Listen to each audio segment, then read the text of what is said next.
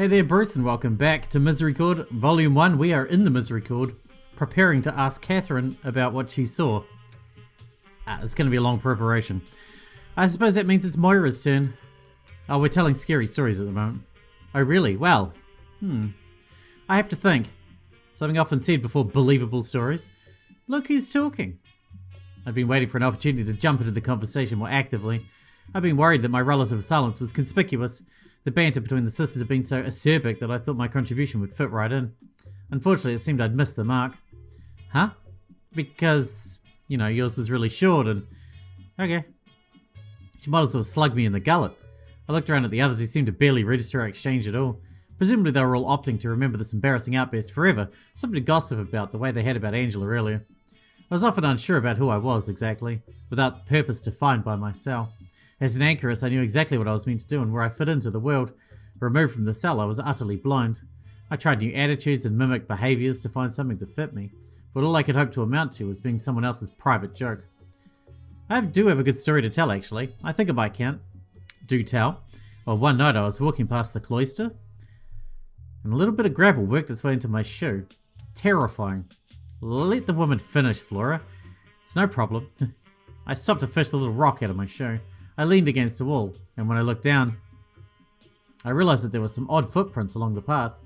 Odd how? Well, they were not human footprints. They were small and pointed. Pointed? Yes, like hooves. Anyway, the footprints continued away from the cloister. I made to follow them, but then I saw a strange figure hunched in the doorway. He turned around and his eyes flashed in the moonlight. I was scared witless and ran all the way up the stairs to my room. Creepy. How strange. Darcy does occasionally bring the sheep up to the cloister to keep the grass short, though. There was only one set of footprints, though. Maybe they walked single file. Maybe. That's probably it. Don't let the little gremlin get to you, Moira. It was a fine story. I know it wasn't very, gripping, but, wow, how delightfully frightful that was. Everyone raised their cups. I followed suit, although I could not keep up with the others when they proceeded to chug the contents of their drinks. Here, here. Catherine, would you mind topping me up? We continued to eat, chat, and drink for a long while. The food was delicious. The wine did a decent job of making me feel warm and pleasant enough to set any worries about my conversational skills aside too. What was starting to worry me, however, was a matter of how to approach Catherine about James, the stable boy, without raising any suspicions. I would quite like to play a game. No thank you. You cheat anyway. Hedwig, I forgot. Do you know how to play? Oh, against my better judgment, I gambled. I've been learning, now that you mention it. The superior's been teaching me. Oh, has she now? Lucky you. Well, I think it's a way of acclimating me to things outside the cell. Everyone here talks about chess so much. More than likely it's her mea culpa for dragging you out of there. I tried to remain calm, but I was gripping my seat so hard I could hear my fingers pop. No, it was my decision to leave. Oh. I just felt it was the right thing to do. The superior explained to me that the Abbey was in desperate need of a chronicler, and that this would be much quicker than sending word around the country. So deep down you always wanted out of that horrible little cell? It wasn't horrible. I had to correct myself immediately. I had to stick to my story. But yes, I suppose I did. I understand that to most people lying comes easily. People do it to stay out of trouble, or make themselves look stronger or wiser or more interesting than to each other. It is a sin, but such is the way of this wicked world. You must understand that when I was an anchoress, I told a single lie. Here in the Misericorde, committed to the Superior's conspiracy. Every falsehood felt like I was spitting a burr out of my mouth. You were quite a mess when I first saw you in there. Well, I wasn't dressed for an audience scene, was I? Everyone chuckled. I was quickly learning that making people laugh was the fastest way to steer them away from topics I didn't want to talk about. Your frock is still a bit big for you, I have to say. I think it looks nice. She looks cozy all the time. So Hedwig, chess? Go on then. Adela beamed at me and got up to retrieve the chessboard in pieces from the shelf. The still ample platter of meat was pushed to the side of the table to make space.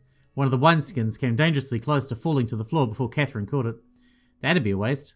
Too right. Top me up. The board was set up, save for two pieces. Adela approached me with her hand balled into fists and held them out to me. Which hand? Why not just let her go first? Give her the white pieces. She's new here, and our guest to boot. Nonsense. This is part of the game. Let's see. Your right hand? Adela opened her right hand to reveal a black pawn nestled in her palm. Black it is. Oh, unlucky. Not at all. Some might strike first, but that's not necessarily an advantage. When Kerboga struck first at Antioch, he still tasted defeat. Yes, of course. How could any of us forget Kerboga? Kiwam al-Dalwa Kerboga rode to Antioch with his men after hearing of a Christian siege. Wait, so didn't the Christians go first then? I think we're dividing the very specific battles up into individual chess games here. The crux of the matter is that Sister Hedwig will suffer no disadvantage going second. Needless to say, Adela trounced me. I felt confident for a move or two, but it became clear quite quickly that I was out of my depth. Well, I think that wasn't too bad for a beginner. You got her in, what, 20 moves? That's better than I would expect from a player who only learnt what chess is a week or so ago. That's a good point. Hedwig, walk me through your strategy. Well, I don't really know, to tell you the truth. I was mostly just reacting to your moves. Is that so? That would explain it. Really now? If you're only reacting to me, it's no wonder I won. That would follow, I suppose. I'm setting the pace for the whole game. Eventually you must make your own move. You must force me to react to you. So we act and react back and forth. Until somebody wins? I believe that is the game, yes. Catherine. Yes, Hedwig? Because we're not competing to see who can make the single best decision. Chess is not just competing to see who can survive the most moves, but to see whose strategy can adapt and overcome everything your opponent throws at you. Two souls locked in a complicated and deadly dance. Pure romance. So I've heard you say. That's very interesting. Thank you. Hedwig, would you mind if I played around? Watching you has got me in the mood to play. Oh, yes, of course.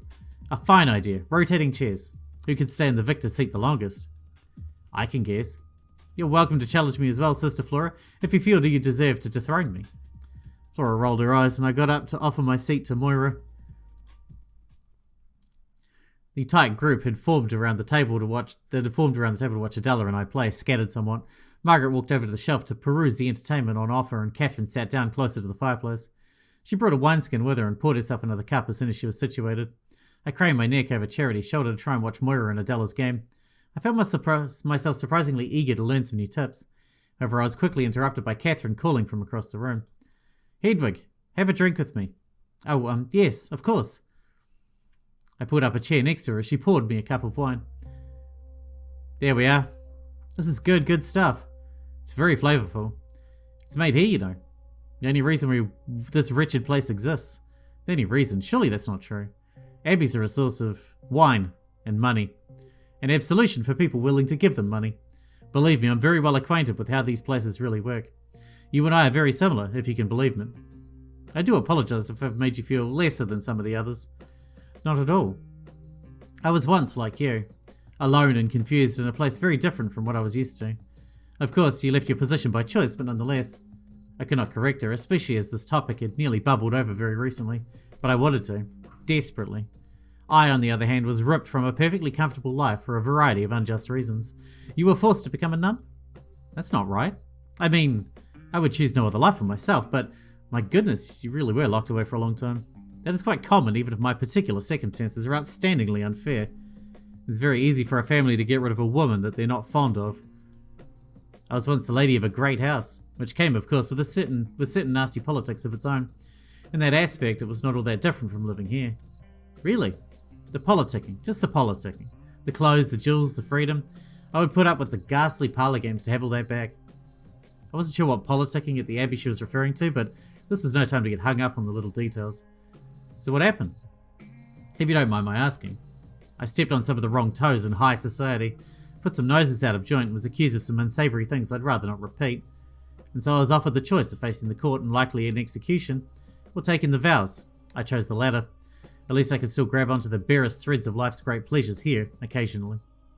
She took a deep sip of her drink. Wow.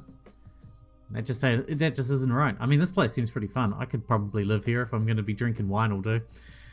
A criticism of the church. Goodness, we'll make a sea dog of you. I didn't say that. But if this happens often, it does sound like some people abuse the concept of the monastery. You know, I think shuffling people out of sight might be the concept of the monastery. Come now, that can't be true. Monasteries do wonderful things. They're centres of prayer, research, and rigorous academic study, and we help those in need. It's an important calling. Do we do any of that here? How many people in need do we help, all the way up on this hill? There isn't another village for miles, and the fine folk of Limbarrow would have to trek up a mountain to get here. Perhaps Tor Abbey is more of a monastery for prayer and learning and so on. Present company excluded, of course, but I don't think much earnest prayer emanates from these halls, nor do I think we're likely to be responsible for any academic or scholarly pursuits of note anytime soon. I don't know, Darcy seems to be onto something. Catherine too would have argued otherwise, of course. She desperately wanted all of us to have amusing little projects. She was constantly pursuing some sort of greatness, whether for herself or the whole abbey. What did she want for you? She desperately wanted to get me to act in one of her little performances. She said I had natural disposition for it. Did you ever take her up on it? Once or twice. I didn't hate it, but acting for an audience of just a few other nuns didn't give me much satisfaction. Still, that sounds very sweet. I should have liked to watch one of these performances. You're too sweet, too kind. We'll beat that out of you eventually. She chuckled dryly and reached for the wineskin to pour herself another cup. But now that she's gone, the only product of note here is the wine. And when Marta eventually pops it, Grim, I know, but I'm just being realistic, that'll be the last of any worth this place had gone. And when the wine dries up, so will we. Speaking of, she shook the wineskin and flopped it back and forth unceremoniously. Is that one dead? Goodness, you made me jump. Sorry. I was just coming over to see if you wanted another. Oh, you're positively angelic. Margaret grinned ever so slightly and began pouring out a much fuller-looking wineskin than the deflated lump Catherine was holding. I noticed Catherine was beginning to look a little rosy in the cheeks. I felt dastardly even considering this, but if there was ever a time to ask her about James. Wonderful. You know, this reminds me. We haven't had a proper wake for Unbelievable. Flora was holding the platter of meat and staggering on one leg. She looked surprised that she managed to catch the food at all. Chess pieces had clattered to the floor all around the pair of players. Adela looked furious. Moira, however, was clearly trying her hardest not to laugh out loud. Catherine, Margaret, and I all hurried over to see what the fuss was about. I'm sorry, Adela, but it's true. What on earth did you do?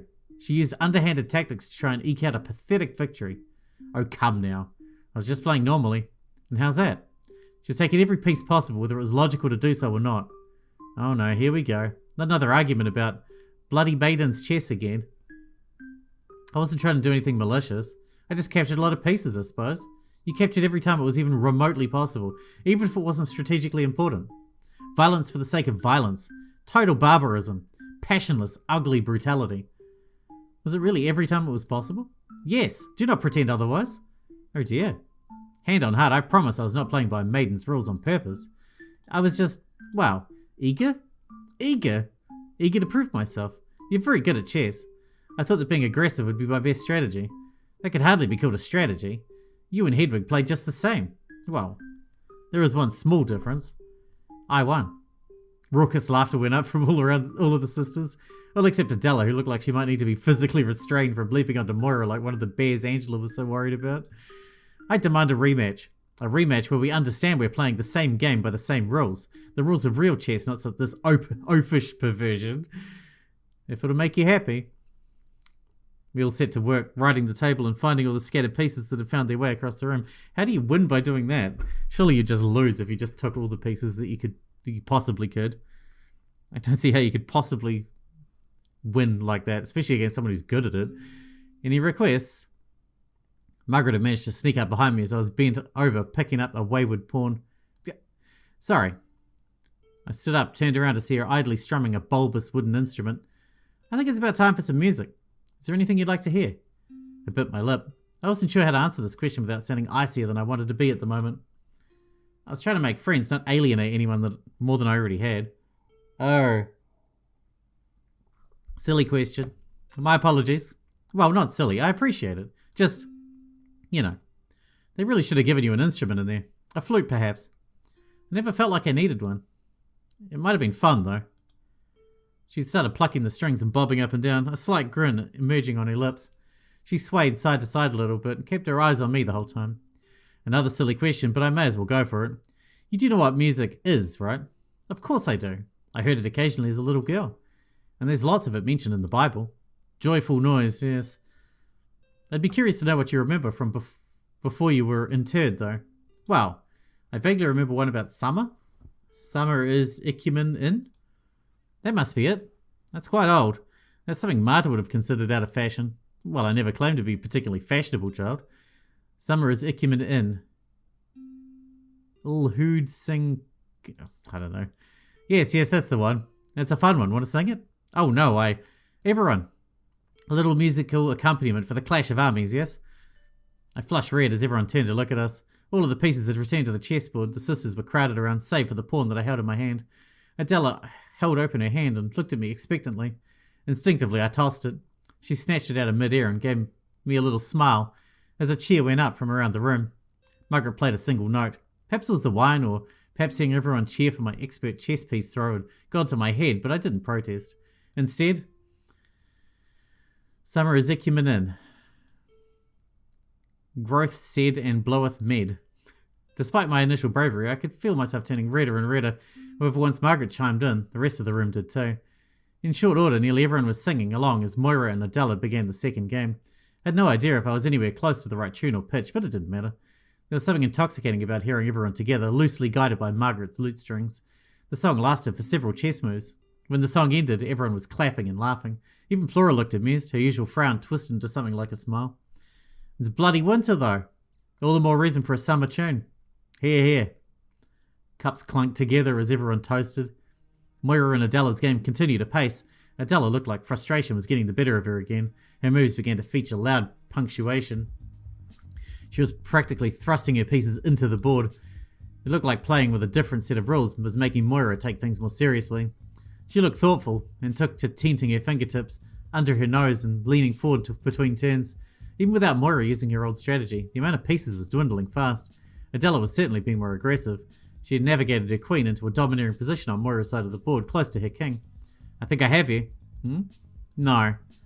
Moira slid her own queen further up the board to the side. That is of no help to you. Only a handful of pawns remain on either side, save for each side's king and queen. Adela, however, seemed to be primed to deal a fatal blow. Moira had elected to move her queen further to the right-hand side of the board, presumably to pin Adela's king from afar. But it appeared as though she had moved the critical piece dangerously close to one of Adela's pawns. I think it might be. You've left your queen completely open to me. Well, not entirely. You still have to get a pawn in position to take her, which I shall do. She slid the pawn next to Moira's queen with dramatic confidence. Are you even playing anymore? Perhaps I bored you. No, I don't know how to put this. You can't take my queen. What do you mean? Of course I can. No, I don't think so. Moira carefully lifted her queen up and then placed it back down on the board directly diagonal to Adela's own advancing queen. What? I must ask again, are you even paying attention? However, a murmur of understanding was passing through the rest of the room. Adela, don't set me up like that. What on earth are you talking about? Are you paying attention? She gestured to the board, pointing at the relative position of her own king and queen and Adela's attacking queen. If you take my queen, my king can't move. I can't rightfully put him in check, can I? Of course not. Wait, which would result in a stalemate. Is that correct? So perhaps we can agree to a draw. Of all the dirty tricks. Sister Moira, I'm shocked. It wasn't a trick. Or rather, it's not like this was my plan, but you were playing really well. This is the only defense I could conjure up. Moira might as well have been pissing on Adela's food in front of her, the way Adela was glaring at her. So, draw? Yes, it's a draw. Another cheer went up around the room as Adela begrudgingly shook Moira's hand over the chessboard. I suppose that means both seats are open. Yes, I suppose so. She stood up sulkily and made off for the wineskin that Catherine had left on her chair by the fireplace. Moira vacated her seat too, looking sheepish. Anyone want to take me on? Oh, go on then. I was starting to get a little worried that I'd never get a chance to corner Catherine, although at the very least her drinking was not slowing down. As long as I could get to her, I was certain I could get what I needed. The issue at this point seemed to be getting to her at all. Margaret was pacing around the room, strumming a pleasant tune on her lute. I could see Flora reaching for a book on the corner shelf. However, when she brought it to a chair by the fireplace, she held it over her knee rather than open it to read. Margaret. With a wicked grin, Flora began to beat the book with her palms. A driving rhythm was created. It was one that Margaret clearly knew, as she immediately returned with a lute melody that fit snugly between Flora's makeshift drum beats. Oh. Moira ran over to the shelf and retrieved a small wooden flute. As soon as she had an opening, she began to play along with Margaret and Flora. The tune was wild and a little jagged, but it was one everyone in the room seemed to know, save for me, of course. Catherine began swaying back and forth in her seat, and I could see Charity's head moving underneath her hood. Adela, however, was breaking into a full-on dance, jumping and twirling like a madwoman. I must admit I was stymied. These people were unrecognisable, and I had no idea what to do. There was no way I was going to dance, and I wasn't particularly interested in getting another chess lesson from my betters. To avoid looking foolish, I did the one thing available to me, to feel like I belonged in the room. Drink.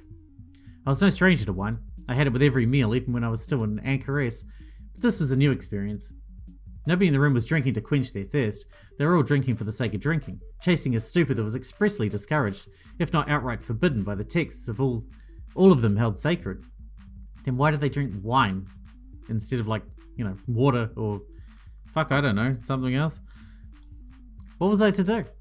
I was conscious enough to understand that this was not the time to... I missed that word. I closed my eyes briefly to pray that my transgressions would be understood. I was here to seek justice for a murdered woman. I was here to clear an innocent man's name. The songs kept going and going. It could have been one long shifting song for all I knew. I didn't recognize any of the tunes this makeshift band was playing, but all of them proved popular with the room. I found myself swaying along with the music without thinking. Adela made her way over to me and... I suppose the best description I could muster is that she began dancing at me. She got very close to my face. She bumped her hips against mine, almost knocking me over. I held my drink with both hands and held it in front of me like a shield. I had no idea how to dance alone, let alone with a partner. I don't know how to dance. It's easy. You just need to move. I am moving. We were both shouting over the music. Adela laughed and retreated away while still shaking to the beat of Flora's book drum. At the other end of the room, she beckoned to me. I relented, scooting forward, and I honestly can't describe what I did with my legs. Just sort of moved them. Kicked them, perhaps? I'd rather not dwell on it. Suffice to say, I was enough to pass for dancing, but not good enough to keep Adela and the band members from giggling at me. These are nice memories. I hope I'm not boring you. The energy of the night decayed slowly but surely. There'd been a steady rotation of sisters between chess games and dancing, but the games of chess were now much less raucous. The dancers, myself included, were now sitting down, and Margaret was the last musician still playing a tune. She stood by the crackling fire, staring into the flames and plucking out a bittersweet tune. Her fingers moved delicately over the strings. The intensity with which she stared into the fireplace gave the impression she was serenading the flames themselves. That's a really lovely tune. What is it? Thank you. I don't know really, it's my own. I don't have a name for it. Oh, wow, it's beautiful. She turned away from the fireplace and flashed one of her sad smiles at me. I sometimes wonder if I ever had a single earnest exchange while I was outside of this cell. You and I, as it were, as we are here, this is as honest as it can get for me. I am free from reinterpreting whatever flickers across your face as your true intent. Speaking face to face is like reading a book with words that rearrange themselves. And you can ask me what it's about? What's about? The song. It doesn't have words, so what could it possibly be about? Margaret smiled again. It still didn't come across as happy exactly, but there was some warmth in her face this time. Of course. How silly of me. I don't understand. I'm the one who doesn't understand. I keep asking you these questions as if you were anyone else. Am I so different? Compared to these women? She tilted her head toward the others, who were all preoccupied in quiet conversations of their own. Very. None of them seemed the world quite like you do. That makes me sound a little too... important? I didn't say you were better than them. And for that matter, I don't think they're better than you. Everyone here is just different. And you're different in a very interesting way. We speak the same language, but sometimes I feel like I barely understand anyone. Or that nobody understands you. I felt the same way. And I've often wondered, is it the onus to change on you or them? Me. That was a quick answer. Well, why should it be anyone else's responsibility? Very noble. But by that same token, why should it be yours? Because I'm new. And I'm more out of place than they are. There are more of you than there are me. It makes sense. More people have lived their lives outside of little rooms. I couldn't possibly demand everyone else to make concessions for me. That's very interesting. When I asked you what the song meant, what was your first reaction? Inside. In your mind, before you spoke. I thought, how can a song with no words mean anything? My response was earnest, I assure you. You're very honest. Does the music make you feel something, though? It's very sad compared to what you were all playing before. You can tell? That's wonderful. But still, your question is perfectly valid. There are no words, so how could it have any meaning? I came up with this tune when I was feeling rather melancholy. I think the notes match. The notes sound sad to me. I have no idea how I'd know that, and even less of an idea how you might know it. Anyway, it's silly of me to ask, but it does seem like deep down you understood me. That's fascinating, but I don't understand a word of it. She chuckled. This is the sort of thing me and Catherine used to talk about. Thank you, Hedwig. Is it really? Yes. I must admit, I'm cribbing from her work a little here. She asked me these questions almost exactly once upon a time, when I was new. I told her about how when I was a little girl, it was the hymns that kept me interested in Mass, despite not knowing what any of the lyrics meant.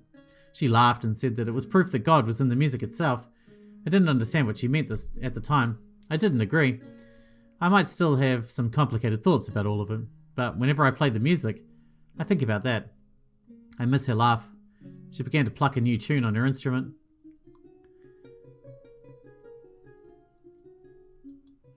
That was one of hers, but I can remember of it anyway. I wish I could recall the whole thing. I had no idea how to respond to this and endeavoured to move past the evidently raw subject. One forlorn drunkard had been enough for me. Unfortunately, I managed to put my foot in my mouth instead. Margaret, you're from far away, yes? Here we go. Go on. And I may well be from someplace far away. Are we similar in that regard? Do we have a sort of kinship? As outsiders? I've lived my whole life in England, Hedwig. As did my father. As did his father. And his mother, for that matter. So, no. Not particularly. She continued to strum her lute, but I could feel a sucking void in between each note. I'm sorry. The superior, well, at that luncheon, I must have misinterpreted. She smiled thinly with none of the subtle humour her vexatious expressions often betrayed. I could sense that I'd tested her patience. The superior has never once asked me about my life. Keep that in mind in case she's told you anything else about me. I must have looked a right fool as I gawped at her and tried to think of something to say. But just then, Hedwig. The sudden intrusion made me jump. I turned around, but I couldn't see where Flora was. Down here. Flora was sprawled out on the stone floor, her head so close to my foot. I think I might have tripped if I'd taken a step to the side. What are you doing on the floor? Convalescing? I feel sick when I stand up, but down here is good. That makes sense. Are you alright? Yes, this is normal, I think. Catherine said this is normal. I glanced across the room to Catherine, who was sitting at the table looking only slightly more conscious than Flora. If I lay down for long enough, I'll feel normal again, and then I can have some more wine. Oh, I think there's plenty left. That's a rather big cask. I bet I could fit in it if I drank the rest of what's in there. But I'd go steady now if I were you. Shh. I need to ask Hedwig a question. What? What do you need, Flora? Well. You used to make all those Bibles, yeah? And you know how to make pictures? You mean illuminating? Yeah, that's what I said. Illuminating. Yes, Flora. I did a little illuminating. So. 2 ideas. I have 2 ideas for you. Go on then. I can't wait to hear this. Idea number 1. Where's all the gold from that? The gold? The gold from the enumerating. Keep up. You mean the leaf, the gold leaf. Illuminating manuscripts involves a lot of colourful pigments, including gold leaf. I always enjoyed filling in little details like halo and jewellery with my little brush. I must admit though, it wasn't my favourite colour to work with. I was partial to the deep blue pigment I broke out for depictions of certain robes, eyes and the ocean. Right, where do you keep all that? I'm not sure. It would get brought to me in little pots every few months. I think the bishop brought them. Fuck! It's not here? I could feel myself turning hot with embarrassment and shock. Flora's drunken demeanour was already knocking me off keel, and her vulgar outburst set my teeth on edge. I don't think so. Sorry, Flora. Did you want to paint with it? No, I'm sorry, I didn't catch that. I wanted to steal it. Think about it. We could be rich, and we could have split it half and half. 3 ways. I want in on the steal too. Fuck! Fair's fair, I suppose. That's... Flora, how could you? Hedwig, I don't think you need to take this very seriously. Plotting to rob the abbey, or worse, the diocese itself, this is very serious. You're no fun. It's paint, Flora. What Hedwig means is the gold isn't worth anything when it's paint. I knew it was too good to be true. Tough luck. What would you even do with all that gold? If it was really gold, I mean. What do you think? Us 3, we'd get out of this flippin' abbey. Go someplace far away. She gestured broadly with her hand. I presume to imitate a bird or the wind or something. Oh, bless her. Why would you want to do that? Because I hate it here. Tears started welling up in her eyes. I had no idea what to say.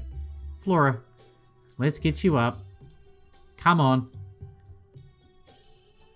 She extended a hand down to Flora. I followed suit, although I'm not sure I was much help. We dragged the poor girl to her feet and brought her to one of the chairs by the fireplace. She looked positively sodden. I hate it here so much. There. Surely you don't mean that. Margaret shot me a look, and for the first time I could sense true venom behind her eyes. It was the briefest flash of anger, but it was enough to make me feel like a flower looking up at a boat. Why do you hate it here, Flora? There's nothing to do. And I'm all alone. Margaret reached out and clasped her shoulder. You aren't alone, but I understand. I am, though. There's no one my age here. Nobody talks to me. I don't know what I'm doing here. I never wanted to join a convent. She broke down into little hiccuping sobs.